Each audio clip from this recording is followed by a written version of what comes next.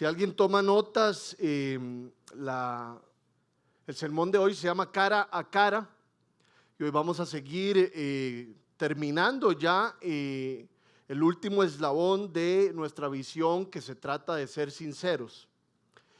Y quiero contarles una historia.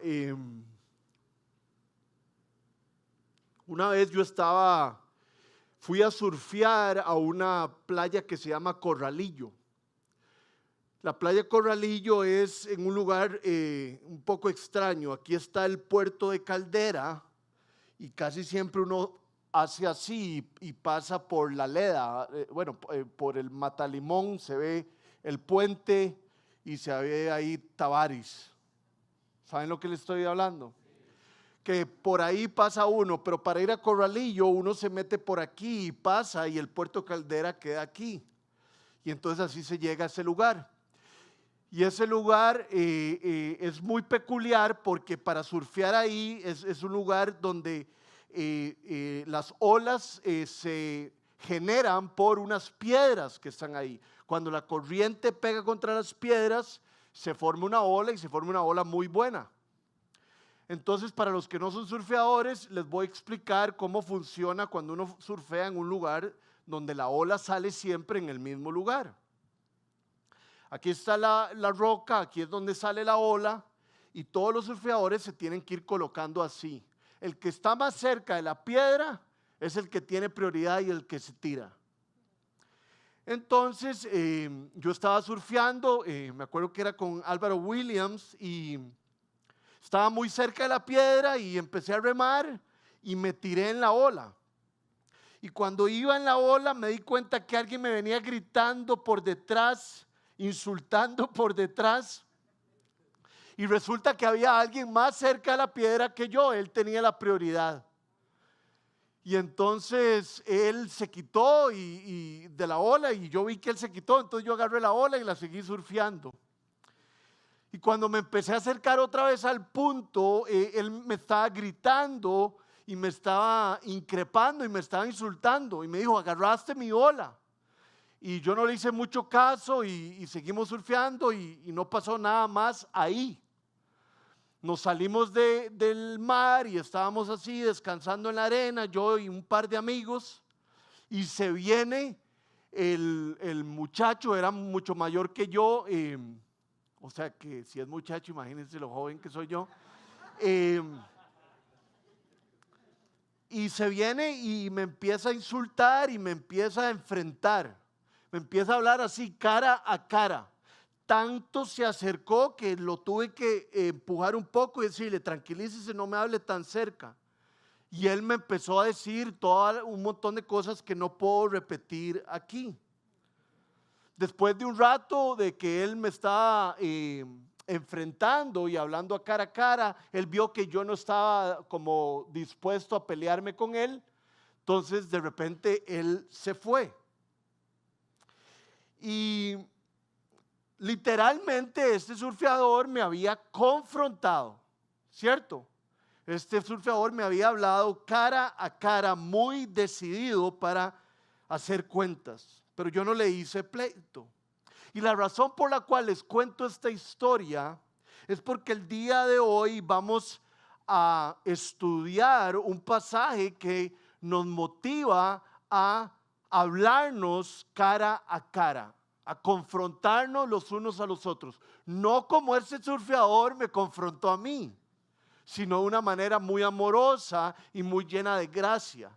Pero la Biblia nos enseña que si nosotros queremos crecer espiritualmente, somos parte de una comunidad, dentro de la comunidad debemos de confrontarnos, debemos de hablarnos cara a cara y no hablarnos por detrás o simplemente no hablar nada. La Biblia nos enseña que es necesario comunicarnos para que los problemas se resuelvan. Yo no sé si es un problema solo de Costa Rica o si aquí hay personas de Centroamérica, pero nosotros no acostumbramos a hacer esto. Los ticos no nos hablamos cara a cara, no resolvemos las cosas de frente, sino que muchas veces nos vamos por detrás. Aquí hay unos venezolanos haciendo así. Jamás debemos de respetar a una persona como él lo hizo conmigo, pero sí es importante hablarnos. Y quiero, antes de llegar al pasaje que vamos a ver el día de hoy, enseñarles un pasaje súper poderoso donde sucede esto. Y es poderoso porque sucede esto con dos figuras muy importantes de la Biblia, dos héroes de la fe. Es una confrontación entre Pablo y Pedro. Entonces vamos a leer Gálatas 2 del 11 al 14. Gálatas 2 del 11 al 14. Gálatas está después de 2 de Corintios.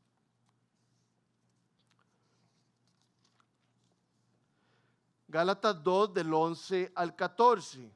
Dice así: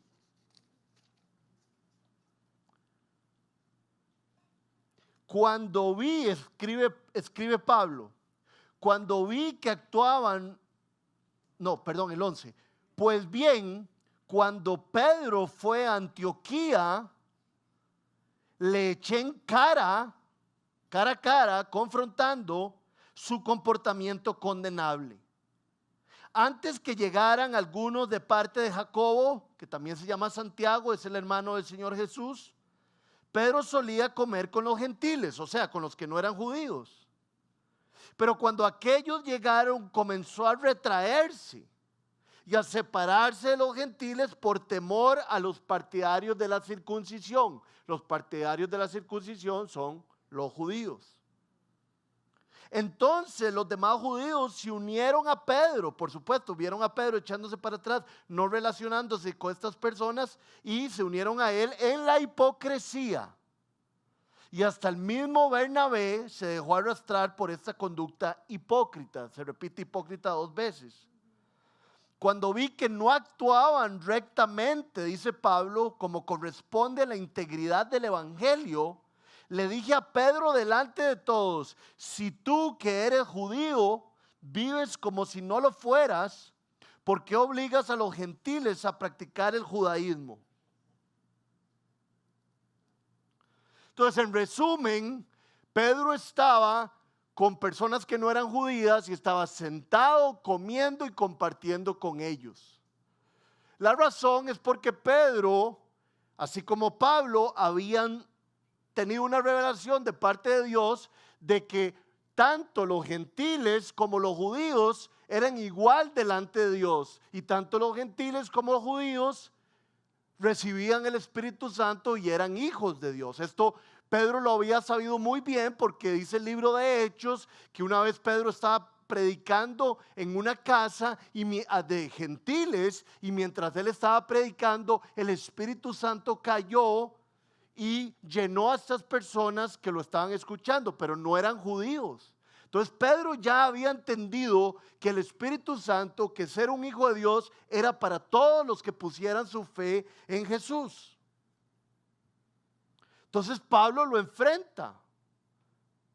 Pedro estaba con los gentiles, la estaba pasando bien, pero llegan los mandamás, llega Santiago, que era el líder de la iglesia, y Pedro siente miedo y comete una hipocresía. Estaba sentado vacilando con ellos y viene Santiago y otras personas de la circuncisión y se empieza a echar para atrás como para que no lo vean con los gentiles.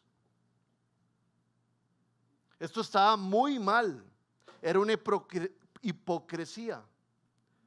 Y vea lo que dice el versículo 11. Pues bien, cuando Pedro fue a Antioquía, dice Pablo, le eché en cara su comportamiento condenable. Hay una versión de la Biblia que es un poco más literal, que es la Reina Valera. Dice así: le resistí cara a cara. Y otra versión dice que Pablo se opuso a Pedro en su cara. Creo que la Biblia nos está enseñando que a la hora de confrontar a alguien que está haciendo algo mal, tiene que ser de frente. Dios nos guía a hablar las cosas claramente y no por detrás. El error que cometió Pablo, tal vez, no sabemos, pero que sí cometemos algunos de nosotros, ¿cuál es? Que lo hizo enfrente de todo mundo.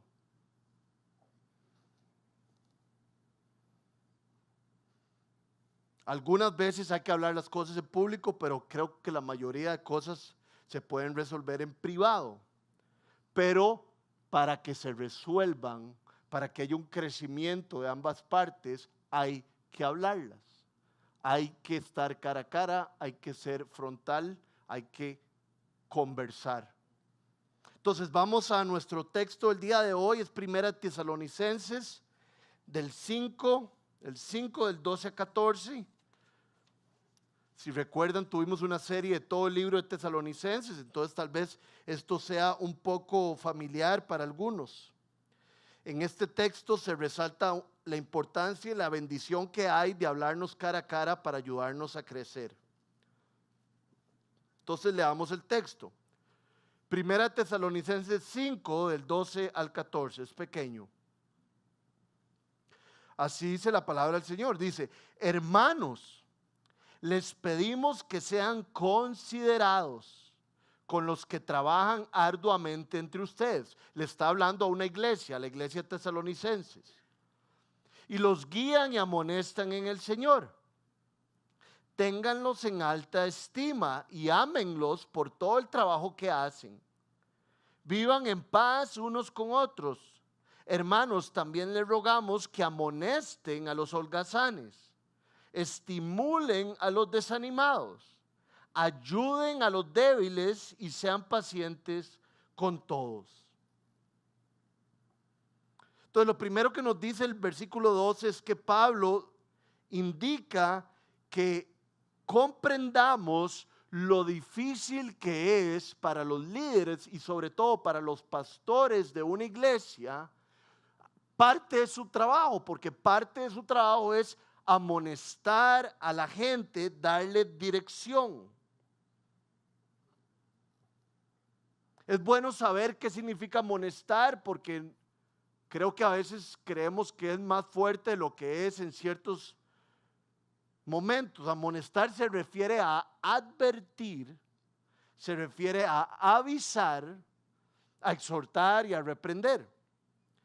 Entonces Pablo les está diciendo a los tesalonicenses: sean considerados con sus guías y sus pastores, que tienen que advertirles, que tienen que avisarles, que tienen que ayudarles.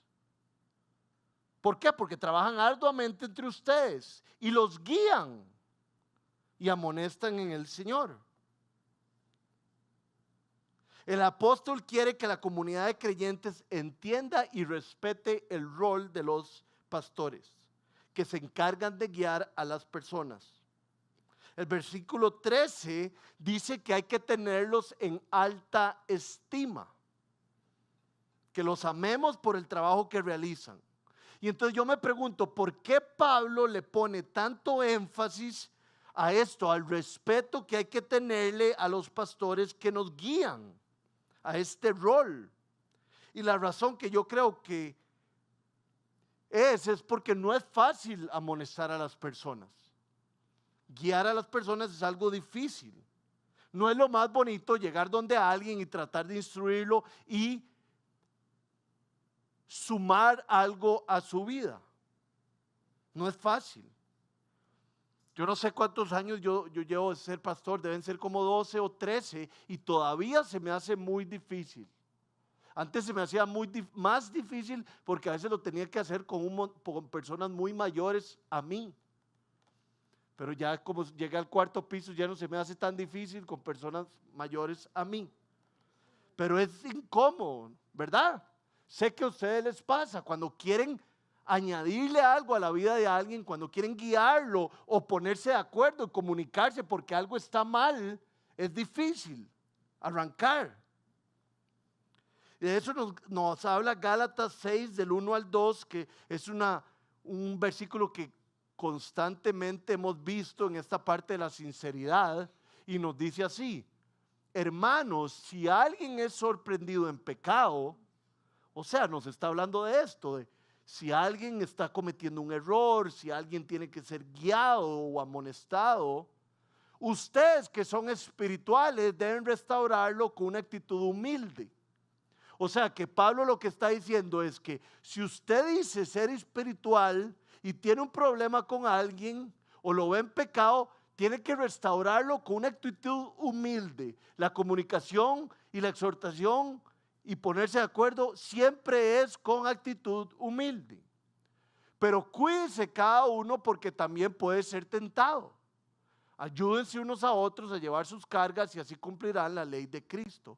Entonces esa es otra cosa como medio incómoda cuando uno tiene que hablar con alguien y dejar las cosas claras. Porque uno debe saber que uno también es un tortero, en el sentido de que uno ha cometido errores contra otras personas. Entonces creo que eso nos ayuda de hecho a hacerlo con amor y hacerlo con gracia. No hay duda que la santificación, todo el proceso en que un creyente va creciendo a la estatura de Cristo, se da y ocurre por medio de la exhortación de sus pastores y de los hermanos en la fe. Más adelante vamos a ver esto en un versículo. Uno cree que quien lo amonesta, lo exhorta, lo asiste, lo guía, son los pastores. Pero dice la Biblia que son los pastores y toda la demás comunidad. Me acuerdo una vez que cuando estaba en el seminario, cuando yo fui al seminario fue muy vacilón porque fui a un seminario en Carolina del Sur, muy conservador. Ustedes no me van a creer esto, pero era tan conservador que si uno tenía una novia no le podía dar la mano. Y resulta, ya yo les he contado esta historia y me da mucha pena, pero fue hace muchos años. Entonces, perdónenme.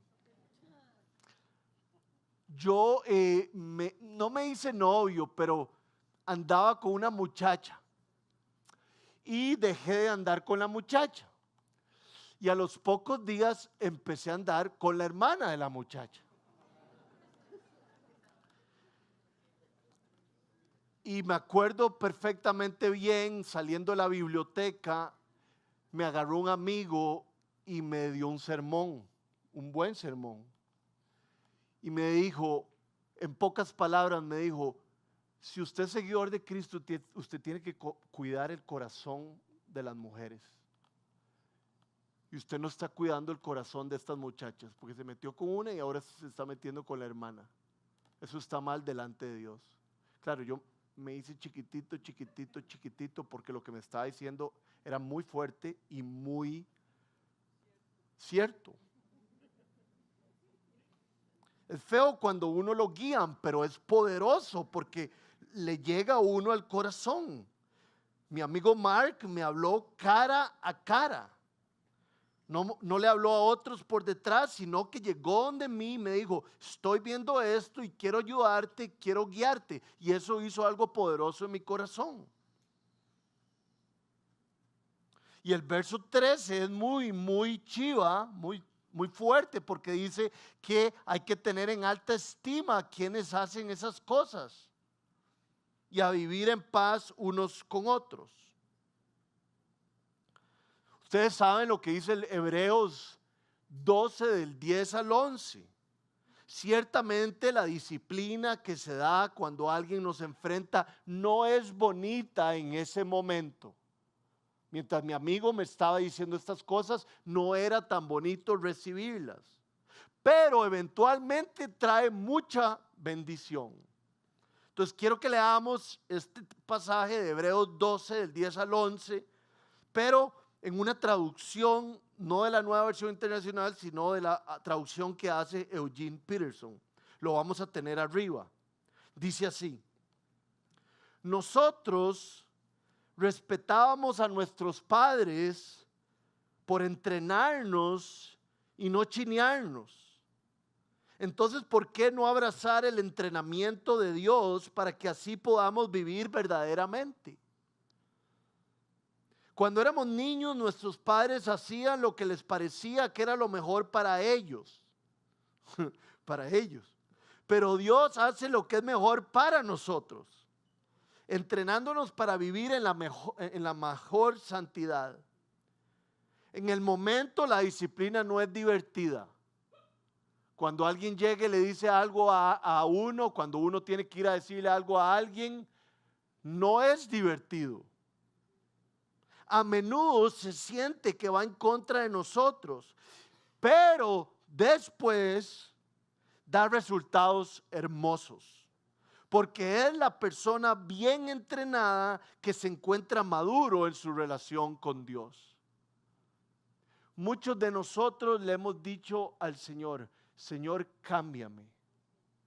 Señor, cambia mi corazón. Señor, quiero ser más como tú. Entonces, si esa es nuestra oración, deberíamos estar preparados a que otra gente se acerque a nuestras vidas y nos ayude. Y nosotros estar comprometidos a ayudar a otros. Pobrecito, pobrecita, el que no tiene quien lo amoneste, quien lo guíe, quien le advierta.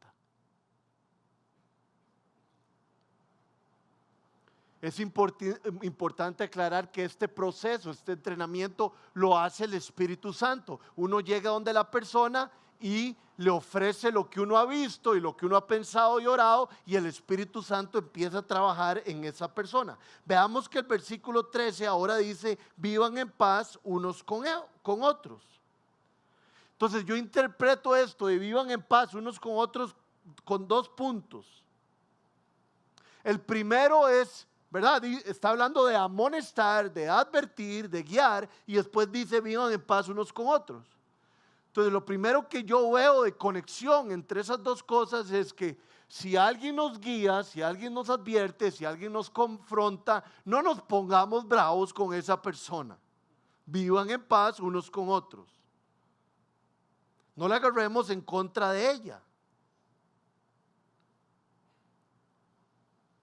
Y es hermoso cuando una persona recibe guía y no la agarra en contra de la persona que le está dando guía. Pensé en un amigo aquí de la iglesia que hace unos años quería casarse. Y entonces él llevó consejería prematrimonial con una pareja que ya llevaba muchísimos años de casados.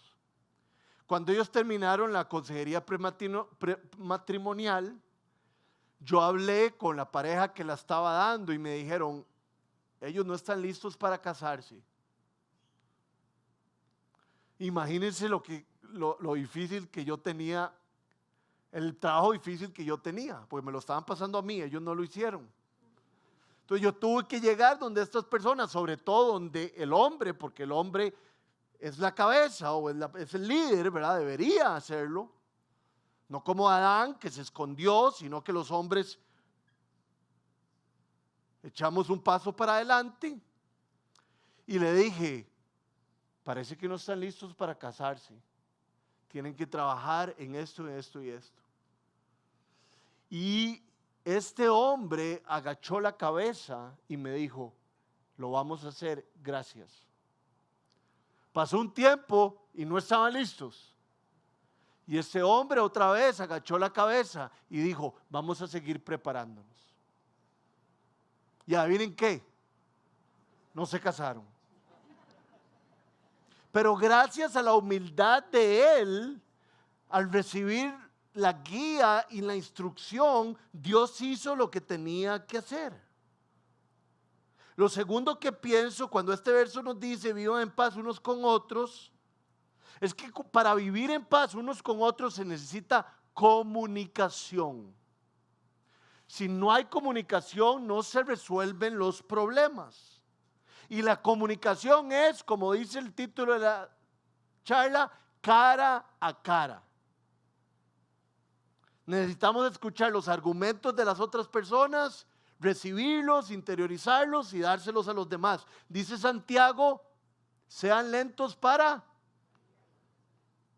hablar y sean prontos para escuchar.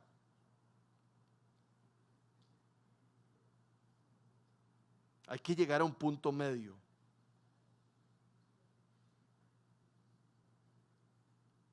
Entonces, si usted quiere estar en paz, con las personas de esta comunidad, si usted quiere estar en paz con las personas de su casa, usted quiere estar en paz con las personas de su grupo de Biblia o de su grupo de vida, con sus amigos más cercanos, es importante comunicar las cosas que no nos gustan y comunicar las que nos gustan.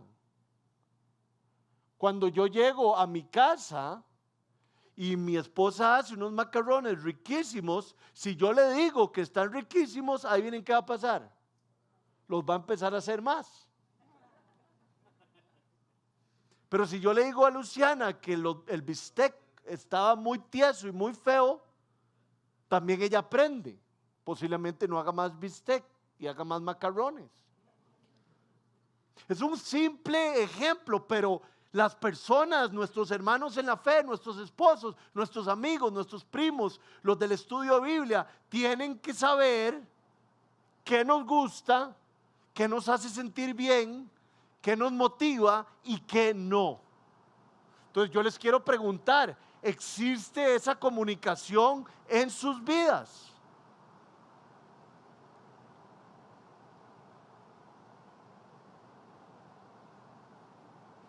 Si no hay comunicación, va a haber chisme, va a haber murmuración y las cosas se van a comunicar por detrás. Y ahí es donde se pone mal el asunto. Y la Biblia nos habla que hay que hablar la verdad en amor.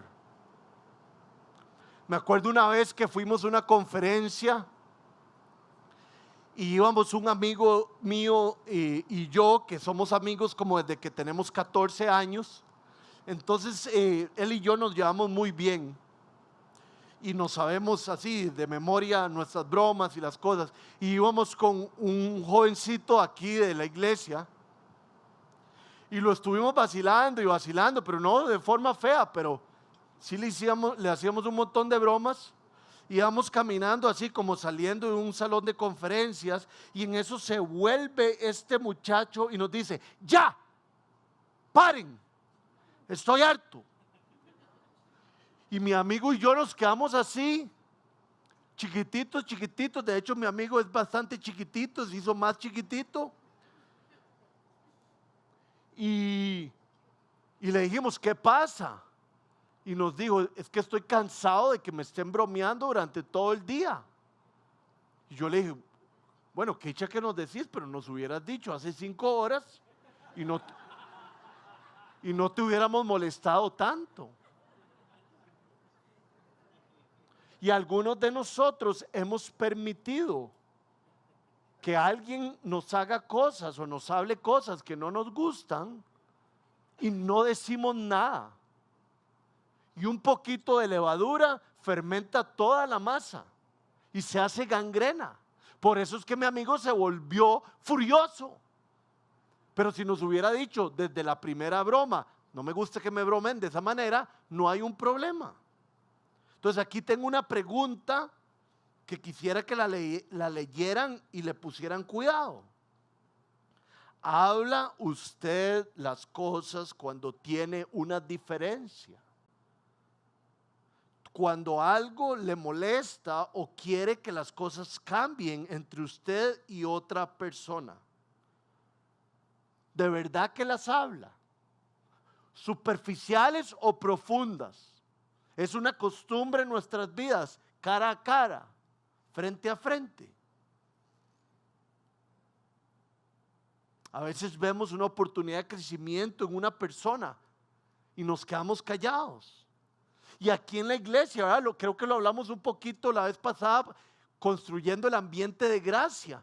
No tengo que ser tan cercano a alguien para guiarlo y para advertirle de algo. Porque nosotros debemos de entender que somos un cuerpo. Y para que el cuerpo funcione debe estar conectado y debe estar en una buena relación. Hoy por ti, mañana por mí. Vean lo que dice Gálatas 5:9. Es exactamente lo que les acabo de decir. Un poco de levadura fermenta toda la masa. El domingo pasado fui a almorzar con unos amigos y estaba hablando con una amiga y como que, es que esa palabra es muy fea, pero ay, ¿cómo se dice? Como que le eché sobre ella un montón de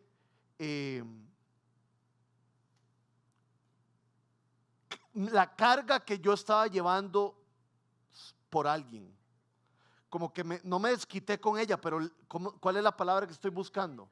Me desahogué totalmente con ella y fue como así, y le dije un montón de cosas. Y ella solo se quedó callada. Y después al rato, no sé si les pasa esto, ojalá que les pase.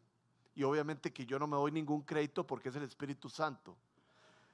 Me voy en carro para la casa y el Espíritu Santo me dice, hablaste de una persona, ciertas cosas que no hablarías con esa persona de frente y te desahogaste con tu amiga y creo que no estuvo tan bien. Entonces le mandé un mensaje a mi amiga y le dije, mira, creo que no me comporté bien, Jesús no hubiera hecho eso, entonces quiero que me perdones. Y mi amiga me mandó un mensaje inmediatamente, me dijo, no se preocupe, pero creo que deberías hablar todas estas cosas con tu amigo, porque hoy te desahogaste conmigo y deberías hablarlas cara a cara con él. Pregúntense si hemos hablado las cosas con las personas a nuestro alrededor. No tratemos como es esto como insignificante. No hablar cara a cara, no animarnos, que ahorita lo vamos a ver, no sostenernos, ha roto relaciones matrimoniales, ha roto relaciones de amistad, nos ha mandado a otra iglesia, nos hemos ido a otros lugares simplemente por no hablar las cosas. Quisiera comentarles un par de otros ejemplos para que nos imaginemos bien esto de advertirnos y ayudarnos. Un día de estos llegó una persona y me comentó que va a comprar un apartamento y él tiene novia y ya están grandecitos. Él tiene creo que como 42 años y la novia tiene como 30 o 32 o algo así. Y entonces él me contó lo del apartamento y entonces yo sentí que era mi responsabilidad decirle, tened cuidado, pues te estás comprando un apartamento, vos vas a vivir ahí solo y tenés novia. Entonces creo que, no sé si es buena idea que estén en ese apartamento mucho tiempo. Es más, evita estar en el apartamento con tu novia para que no haya ninguna tentación entre ustedes. ¿Ustedes creen que eso fue como súper fácil de decir y como fue incómodo? A veces pienso, ¿qué estará esta persona pensando de mí? Que soy un gran metiche. Pero es lo que Dios quiere de parte de nosotros. Te vas a meter, mira, me voy a meter en tal negocio, voy a hacer estas cosas. Y puede ser que no sea un buen negocio, puede ser que sea con alguien que no es lo indicado. Y nosotros nos quedamos callados. El otro día fui a un restaurante malísimo y carísimo. Y ahora no les voy a decir dónde es, porque tal vez alguien es el dueño o primo del dueño o algo así. Pero cada vez que alguien me dice que es que queda cerca de aquí, entonces cada vez que alguien me dice que va para allá, yo les digo, no vaya. Es carísimo y no es bueno. Pero muchos de nosotros nos dirían, si es que voy a ir a tal restaurante, y uno solo piensa, pues les va a ir mal. Porque tenemos la mala costumbre de no hablar las cosas como son y tratar de ayudarle a las personas. Y Dios nos está diciendo hoy en su palabra que debemos de hacerlo. Y ahorita lo vamos a ver más puntual, que no solo habla de los pastores y de los líderes, sino que habla entre ustedes. Digo eso porque yo soy pastor. Pero entre ustedes, entre la congregación, hay que hacerlo y hay que hablarse. No es fácil cuando alguien le dice a uno algo así. A veces duele, a veces incomoda. Entonces leamos lo que dice el verso 14. Hemos ido bajando, ¿verdad? Voy a leer desde el 12 para que sigamos el hilo.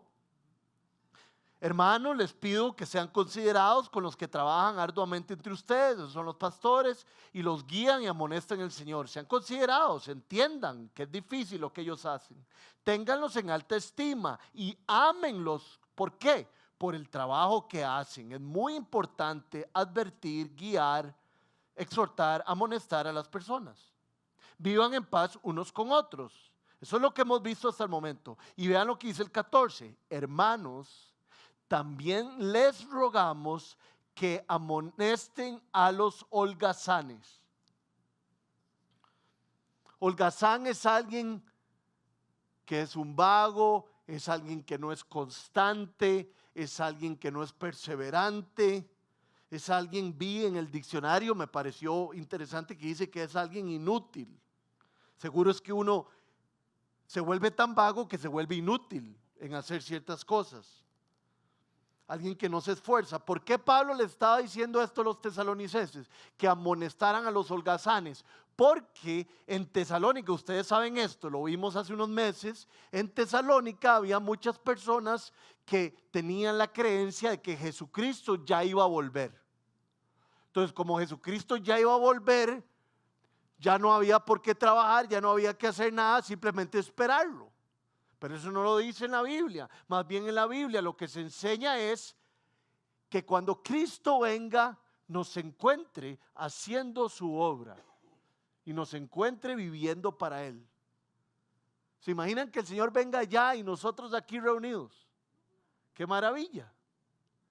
Que el Señor venga el lunes y nosotros estemos trabajando para Él, no como para los hombres. Entonces Pablo les dice a la congregación, no a los pastores, amonesten a los holgazanes. Si alguien es vago, si alguien es inconstante, porque había un problema también con ellos. No solo no hacían nada, ¿qué hace? Va a sonar rara la pregunta. ¿Qué hace el que no hace nada? Estorba e interrumpe a los que sí están haciendo algo.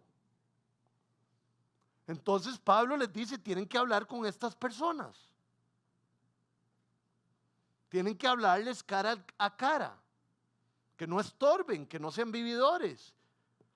Y que el Señor venga cuando ellos estén haciendo su obra. O cuando ellos estén haciendo su obra, que el Señor venga. Eso es lo que está en juego. La idea de ser sincero es hablarnos personalmente. Y vean qué interesante en el 14 que se sigue hablando de puntos específicos. Ya entonces dice, no solo amonesten a los holgazanes, sino que estimulen a los desanimados.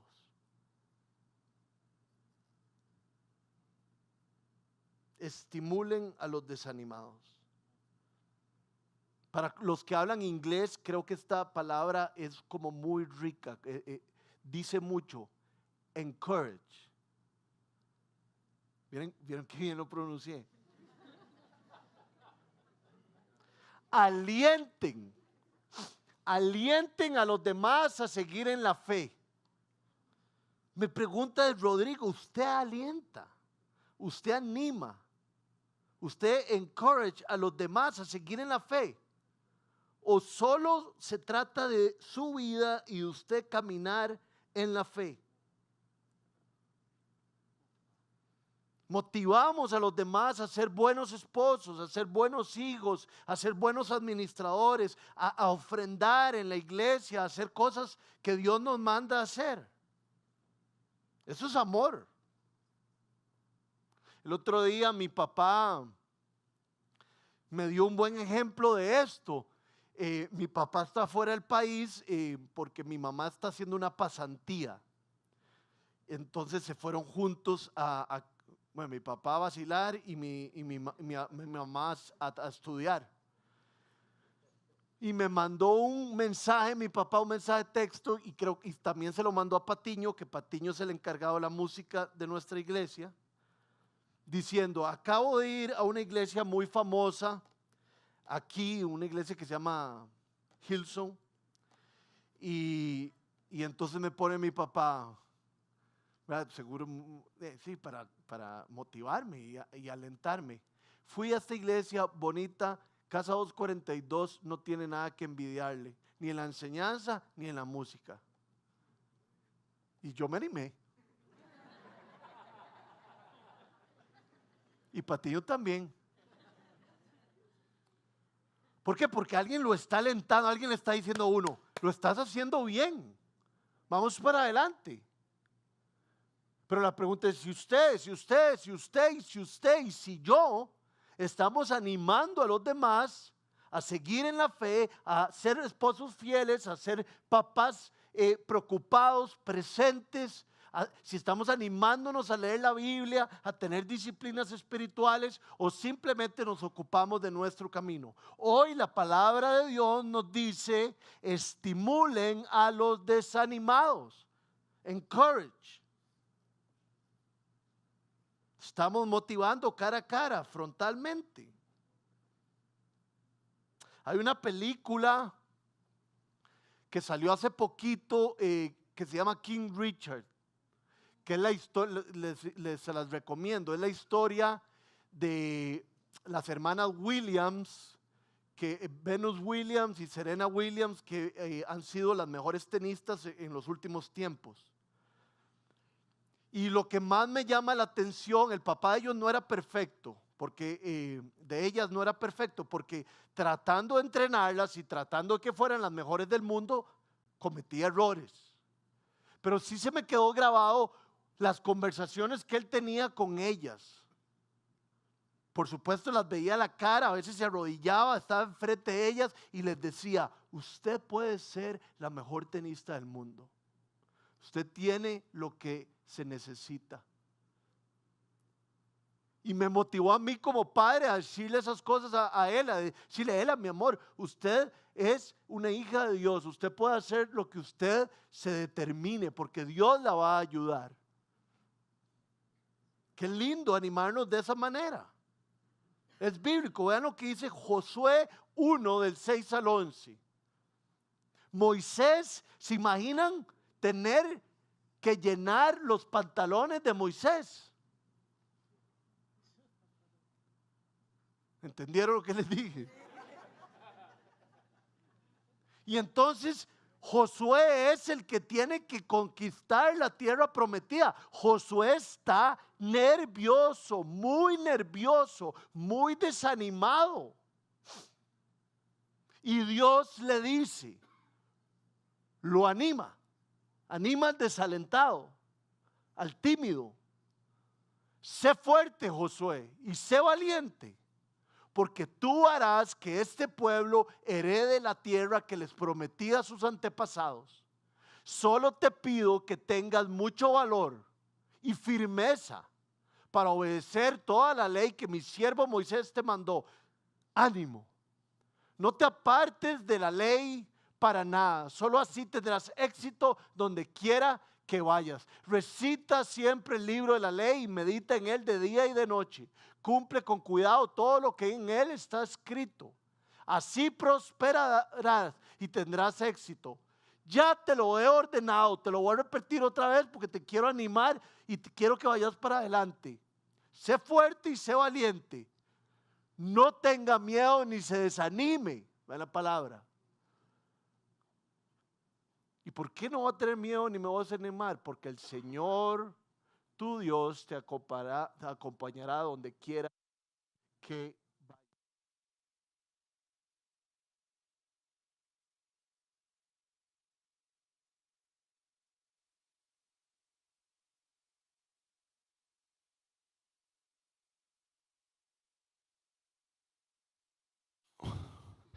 Animamos nosotros a nuestros hijos, a nuestros hermanos en la fe, a nuestros jefes, a nuestros subalternos de esa manera. No tenga miedo, no tenga miedo. Este reto Es difícil, pero el Señor está con usted. Estoy en un lugar oscuro, estoy en un lugar de depresión, perdí el trabajo. ¿Cuánto necesita uno que alguien llegue y lo anime y le diga que el Señor no lo va a soltar? Y entonces hoy pregúntese usted y yo si nos caracteriza animar a los desanimados.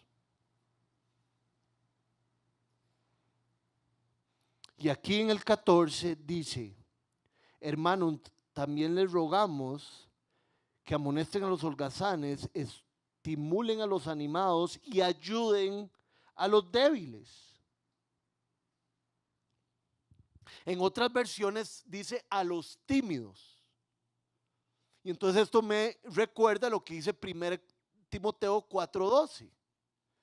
1 Timoteo 4:12 lo podemos poner ahí arriba, pero dice: Timoteo, no dejes que te menosprecien por ser joven. Al contrario, que los creyentes vean en ti un ejemplo a seguir en la manera de hablar, en la conducta, en la fe y la pureza.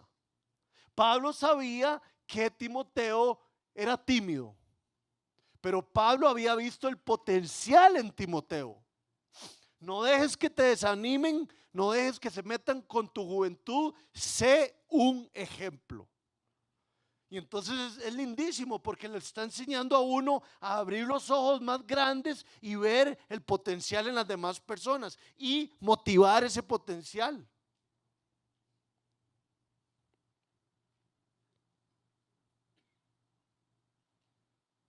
Queremos ser una comunidad de seguidores de Cristo sinceros. Y dentro de sinceros va cara a cara, amonestarse, animarse y sostener a los débiles. Ahí es importante saber una cosa. En la Escritura, en el Nuevo Testamento, muchas veces cuando se habla de los débiles, en el libro de Romanos se encuentra mucho, se está hablando de débiles en la fe. Se está hablando como de las personas que tienen convicciones que realmente no son tan bíblicas, pero son como de costumbres, que hay que respetarlos. ¿Verdad? Como en 1 Corintios cuando Pablo habla y dice, si alguien es débil en la fe, que cree que solo puede comer ciertas cosas, no coma de todo enfrente de esa persona porque se va a sentir un poco irrespetada. Usted que es maduro en la fe, respete y piense en ella. Entonces Pablo aquí está hablando no solo de los tímidos, sino de los que no tienen tanta conocimiento o no son maduros en la fe. Sosténganlos, dice Pablo. Ayuden a los débiles. Sosténganlos, dice otra versión.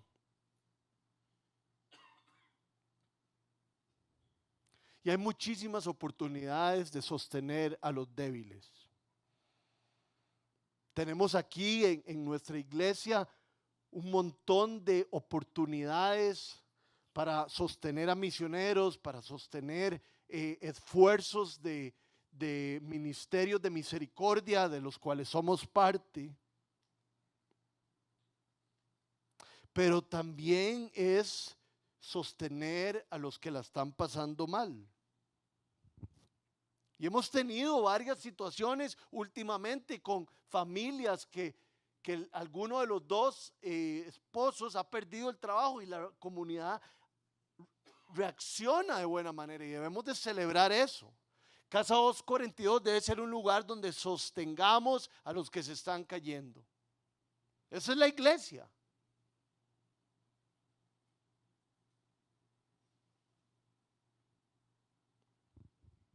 Y llegamos a la última parte del pasaje, que dice así, voy a leerlo todo el 14. Hermanos, también les rogamos que amonesten a los holgazanes, estimulen a los desanimados, ayuden a los débiles, que en otra versión dice tímidos, y sean pacientes con todos. Cuando yo leí esta parte de ser pacientes con todos, yo me quedé bateado. Porque Pablo viene hablando de ánimo, viene hablando de amonestación, viene hablando de hablarse cara a cara, viene hablando de sostener a los débiles y ahora dice paciencia. Entonces a mí no entendí muy bien. Pero después de pensar y estudiar, entendí algo.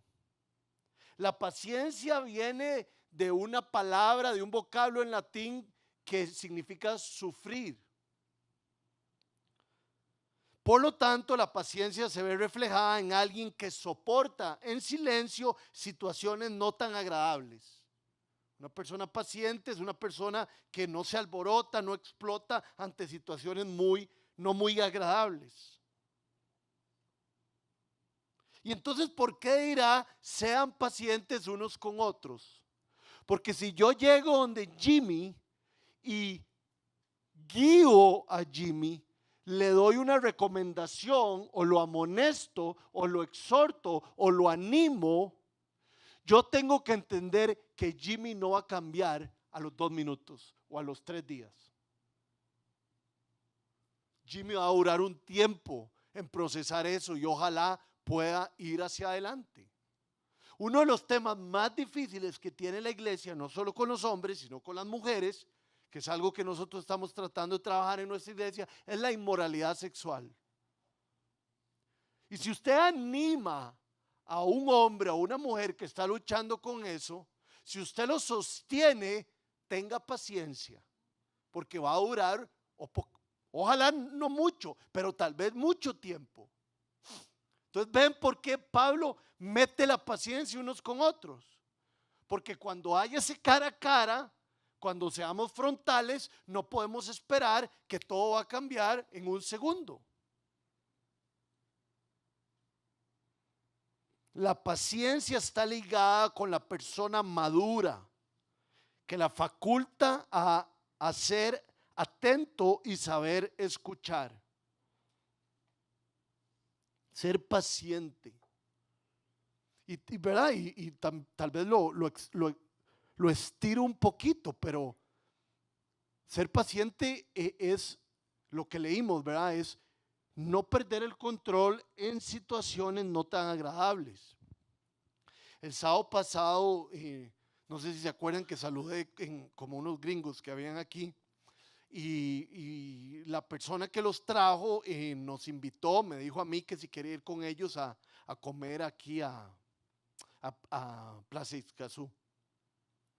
Y fuimos ahí a comer y los gringos todos tenían hijos y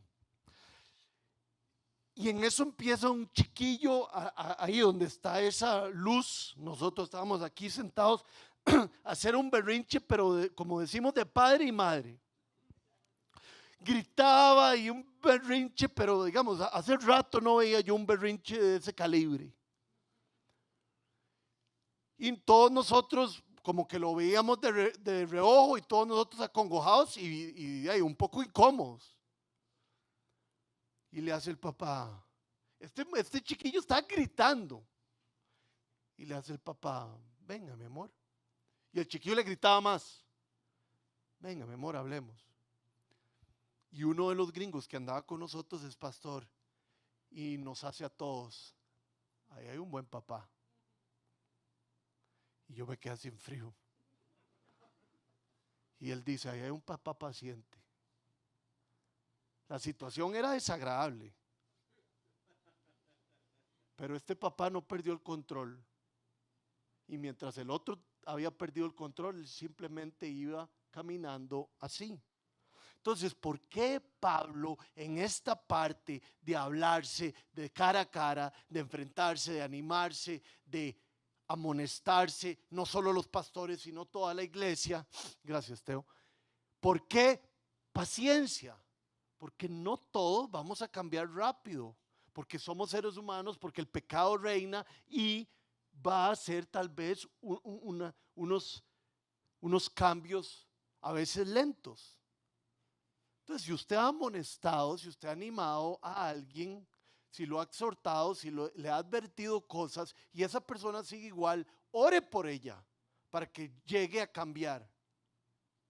Y si a usted le exhortaron y lo amonestaron, también téngase paciencia. No se pegue con un látigo, porque el Señor lo dice aquí. Y quiero terminar con esto. La paciencia es parte del fruto del Espíritu. ¿Y quién nos ha tenido a nosotros más paciencia que cualquier persona? El Señor Jesús. El Señor Jesús hizo su plan en el momento adecuado. Dice que el Hijo del Hombre vino en el Kairos, en el momento oportuno. Y en el momento oportuno el Cronos. Kairos es momento oportuno. Cronos es tiempo, alguien que me ayude, cronológico. Yo me imagino que Dios quería enviar a su Hijo desde hace muchísimo tiempo, ¿verdad? Desde hace mucho tiempo quería salvar a la humanidad, pero Dios lo hizo en el momento oportuno. Él estaba lleno de paciencia. Jesús, Dios con Jonás, la mala crianza de Jonás. Jonás, vas para Punta Arenas, se fue a Puerto Viejo. Lo saca el pez y sigue trabajando en él. Dios con Pedro, aléjate de mí, Satanás. Le corta la oreja a la persona. Niega al Señor 3 veces. Y el Señor llega y le hace desayuno y le hace: Pedro, estás perdonado, solo cuida a mis ovejas. El Señor es paciente con nosotros como nadie más. Entonces nosotros podemos ser pacientes con los demás y animarlos, exhortarlos para tener una comunidad de personas sinceras.